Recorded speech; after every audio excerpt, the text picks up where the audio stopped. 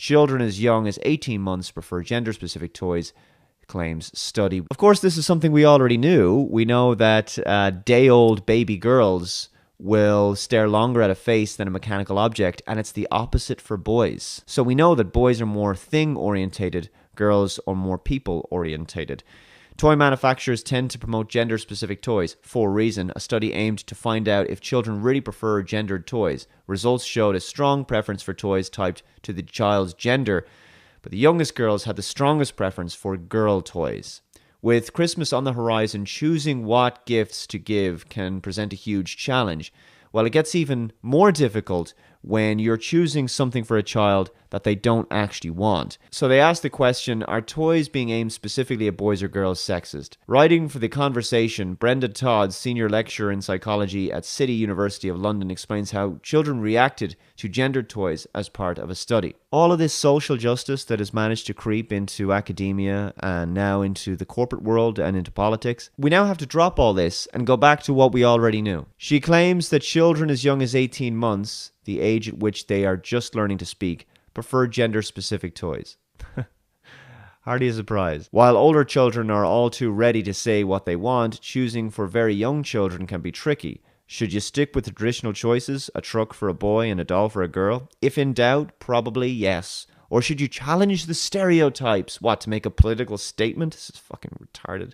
Although toy manufacturers and advertisers tend to promote gender-specific toys, questioning whether boys and girls really are attracted to different kinds of objects is important in furthering our understanding of how gender norms develop. We've actually known this before the science was in. The science just confirmed what we already knew. Your pseudoscience came in with a political agenda behind it and tried to indoctrinate our kids and break them of their innate tendencies, desires, and interests. But studies involving young babies have to rely on interpretation of their visual behavior as they are shown toys or pictures of toys in a laboratory setting.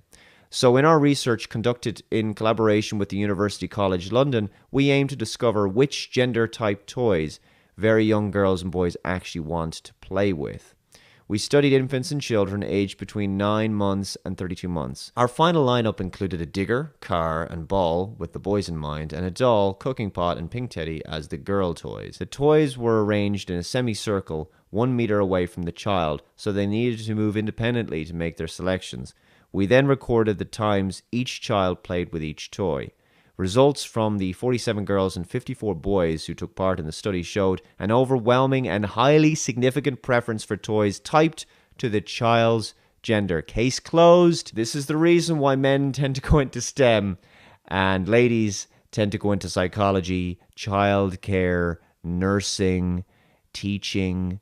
When we broke down the results into narrower age groups chosen to reflect their stage of gender knowledge development, we found the same results. Among the very youngest infants, aged 9 to 12 months, we found that all of the boys spent time playing with the ball, and that playing with the ball accounted for half of the total time boys played with the toys. In contrast, the youngest girls played with the cooking pot for a similar proportion of the time. Finding sex differences in the toy preferences of boys and girls aged less than 18 months old suggested these differences and preferences are there before extensive socialization. So what I tell you, we're right back to where we were, what we knew all along, that boys and girls just happen to be different. Who'd have thunk it? Thank you very much for watching this episode of Regressive Views, and thank you also for the massive growth that this channel has enjoyed over the last year. Guys, I've had 20 million views on the channel and also closing in on 100 million watch minutes, which is absolutely unbelievable. If you'd like to support what I do on this channel, you can do so via Patreon by throwing me $1 a month. It's massively appreciated and it helps to keep this show going. Thanks again for watching,